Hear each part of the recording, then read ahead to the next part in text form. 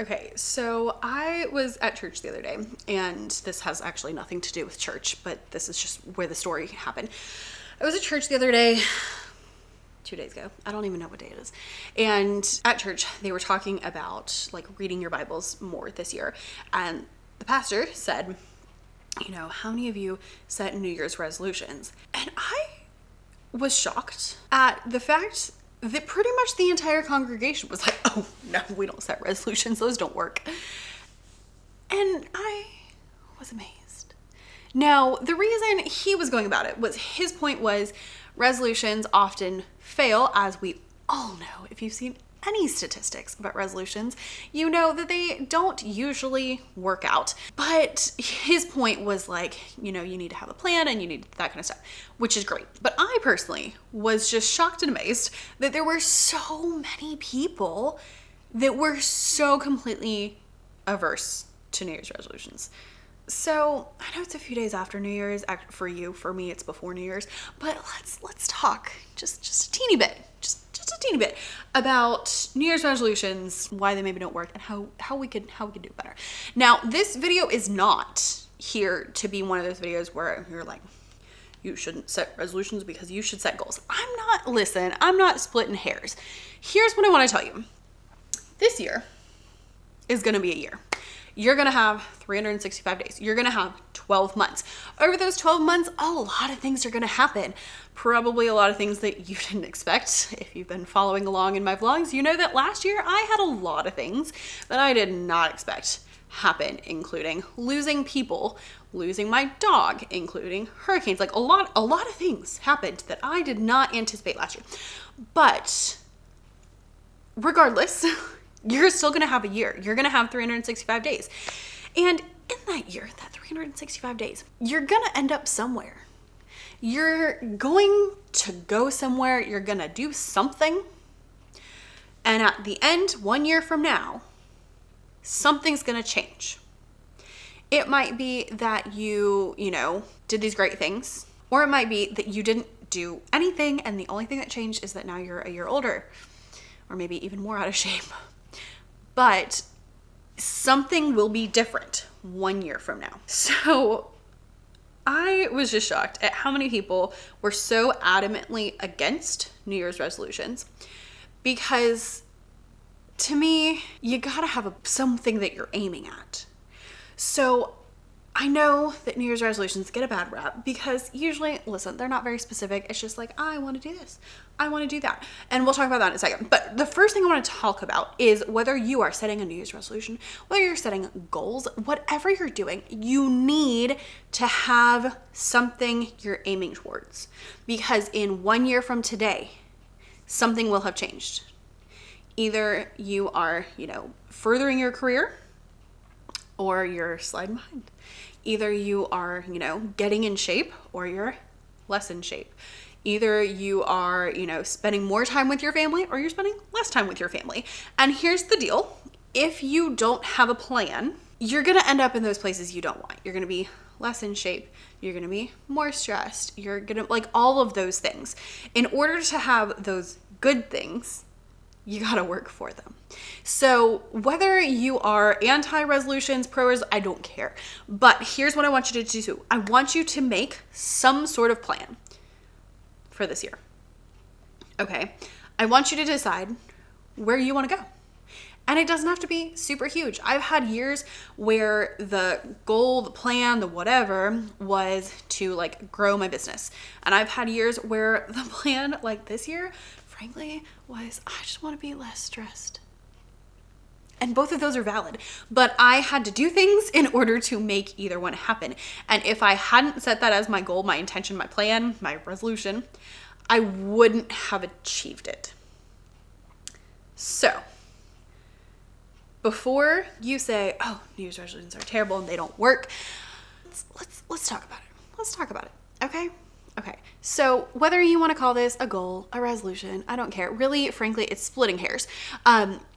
I do want you to have some sort of thing that you're working at. So let's just call it a goal, okay? So you need to decide what your goal is. Just what's your goal? You want to spend more time with your kids? You want to lose weight? You want to earn more money, you want to, paint every room in your house, like whatever you want is fine. But you got to have a plan as to where you're going. So make that plan. Okay. If it's a resolution, this is why people are so anti-resolutions. They're like, oh, resolutions don't work. Resolutions don't work because you don't work. Saying, oh, I want to learn Spanish doesn't mean you're going to learn Spanish. And that's why people are so anti-resolutions and say, oh, resolutions don't work, because they're just usually things you throw out there. So if instead of that like resolution, we set a goal, which frankly is pretty much the same thing, of learning Spanish, that's great, but you have to work for it. So I'm not going to get super, super deep into like the goal setting. Actually, I have a whole course about goal setting. I will link it down below if you want that like step-by-step thing. But here we're just doing a quick overview. Okay. So step number 1 is have some sort of idea of where you want to be 1 year from now. Closer to your kids, have less debt. I don't care. Whatever it is, think about 1 year from now. What do you want to look like 1 year from now? What do you want your life to look like? Where do you want to be? What do you want to be up to? That is your resolution or your goal or your whatever. That's what you're aiming at. Okay. Now, a lot of times, I did have notes. I wasn't paying attention to my notes. People don't set those resolutions because when you just throw something out there, it tends to be not very specific, and it tends to be something that maybe you're not even that interested in. Oh, I want to learn Spanish. Okay, cool. Like, why? So make sure that whatever you're aiming for, whatever your goal is, whatever your resolution is, it's something that you actually care about, that you have a reason, that you have a strong emotional connection towards. That's going to make it so that you're much more likely to actually hit it. Okay, so step number 1 is have something you're aiming towards. Step number 2 is make sure that that thing you're aiming towards is something that you actually care about. Okay, so something you're interested in, something that you actually care about. Number 3, your third step is whatever it is that you decided, this is what I care about, this is my resolution, this is my goal. You have to make it super, super, super, super, super, super obvious. Because listen, 365 days is a lot of days. And most people forget their resolutions within like 2 weeks. So we don't want you to be that person. Instead, you need to make it obvious for yourself what that goal is. So some people like to do like a vision board. A vision board is just when you like print out a bunch of pictures of like what you're aiming at. So if, you're wanting to make money for your dream house, maybe you do pictures of your dream house. If you want to lose weight, maybe you have pictures of like, different exercise ideas or things like that. Personally, what I do is I have a bullet journal, and in my bullet journal every single day, I open it up and that's where I do like my planning, right? So towards the beginning of my bullet journal, I have all my goals written down. And that way, every single day, I open my bullet journal and I start at the beginning and I look at the first page. And on the first page, it's like, here are the things we're focused on. And then I flip it over, and on the second page, it's like, here are my goals for this year. These are the things I'm looking at. That way, every single day, I am looking at them and I am thinking about them. So I'm not forgetting about them.